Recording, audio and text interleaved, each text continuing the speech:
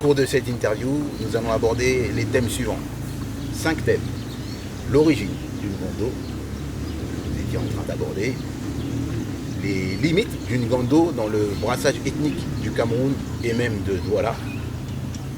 3e thème, vers une langue nationale camerounaise.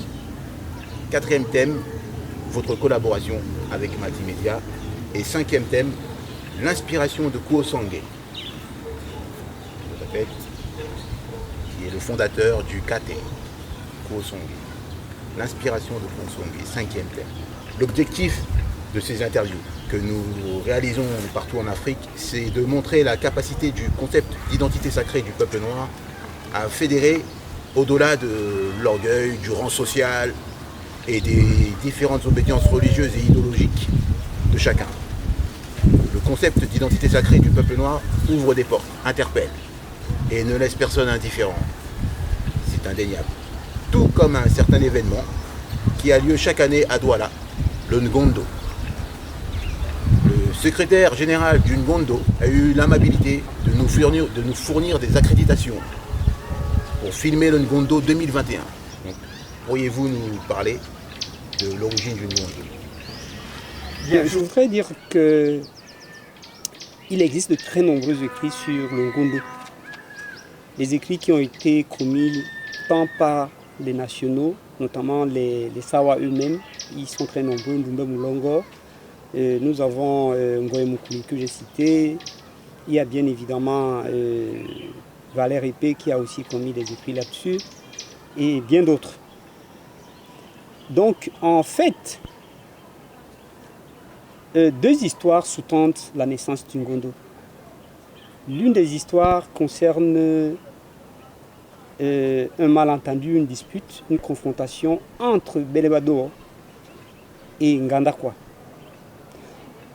En fait, Belebado était à cette époque celui qui trônait sur toute la communauté Douala. Et Ngandakwa était le fils de sa sœur, c'est-à-dire son neveu, comme on dit en français. Et il faut par ailleurs dire que c'est Belebado qui a éduqué Ngandakwa, parce que c'est lui qui l'a gardé chez lui. Et semble-t-il, il ne voulait pas, il n'apprêtait pas à être un dirigeant. Donc, après que Ngandakwa ait pris de l'âge et qu'il se sente le désir, n'est-ce pas, de se libérer du joug de Belebado, c'est alors qu'il décide de le confronter. Le confronter, pourquoi? Le confronter parce que Belebado avait la même mise sur les activités, non pas seulement politiques et sociales, mais aussi commerciales dans les berges du Vouri. Donc cela ne plaisait pas du tout Ngandakwa, qui lui était déjà devenu un leader, n'est-ce pas, dans la communauté des Bonakou, qui sera plus tard les Bonangando. Et aujourd'hui, on dit les Aqua, et tantôt on dit les Bonambela. Donc, il décide donc de le confronter pour lui dire qu'à partir d'aujourd'hui,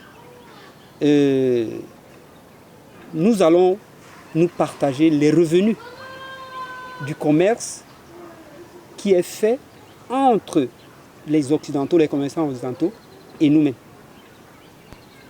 Et de cet épisode donc, qui a rassemblé, n'est-ce pas, non pas seulement les Douala, mais aussi tous les alliés, parce qu'il faut dire qu'il y avait les Bakoko, les responsables, les chefs Bakoko, qui, comme les Bassa, sont d'ailleurs connus comme les premiers habitants du terroir sur lequel nous sommes.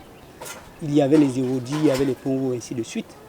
Donc, c'est ainsi donc, d'une part, le Ngondo naît.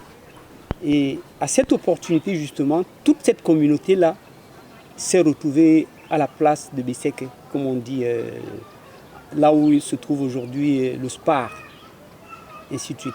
Donc, et la douane, l'ancienne direction de douane, le port de Douala, en tout cas.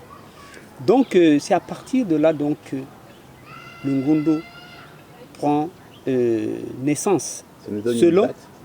selon une histoire, une version de l'histoire. Et cela a eu lieu le 19 juin Quelle année? de 1830. 1830. 1830. Bon, maintenant, il y a une boutade qui naît donc de cette confrontation entre Ngandakwa et Bele Badour, qui dit que Ngando Atumane Bele Mukuta o Mukala. Ça veut dire que Ngando a happé la bourse ou le sac ou la caisse, enfin là où, comme Bele, c'était lui qui détenait toute l'économie, toutes les rentrées, donc Ngando a décidé donc de lui prendre une partie de ses revenus. Maintenant, la deuxième version porte sur un malentendu, une confrontation encore, qui a lieu du côté du Bombari, des Pongo. En effet, par le passé, il existait ce qu'on appelle des marchés périodiques. Et ces marchés se tenaient de village en village. Et bien évidemment, quand ces marchés se tenaient donc, n'est-ce pas, dans les rives du Vouri, du côté de Pongo, il se trouvait qu'il y avait un certain Maloubé, qui était un monsieur, un colosse très fort, et puis qui était envahissant et qui s'autorisait donc, n'est-ce pas, de s'approprier ce qu'il voulait des autres commerçants, de tous les autres qui venaient. Donc tout ce qui lui plaisait, il pouvait le prendre. Et cela a donc mécontenté les autres communautés, notamment les Douala, qui ont donc estimé qu'il fallait trouver une solution pour résoudre ce problème. Et il faut dire ici que le conflit chez nous, dans nos communautés, a une place très importante dans la résolution des problèmes. Donc, les Douala décident donc de trouver quelqu'un qui peut face à face confronter Maloubé. Au lieu que ce soit une bataille arrangée entre des frères, des familles qui sont des familles alliées, des frères qui ont, n'est-ce pas, une même source, une même origine. Donc, les Douala décident donc d'aller vers les Balimba pour donc se faire un champion qui s'appelait Ngomninga. Alors, ce champion est donc préparé et bien évidemment, l'un des jours où il y avait le marché chez les Pongo, les Douala amènent donc Ngomninga pour confronter Maloubé. Et il se trouve donc que malheureusement pour Maloubé, Ngomninga est vainqueur.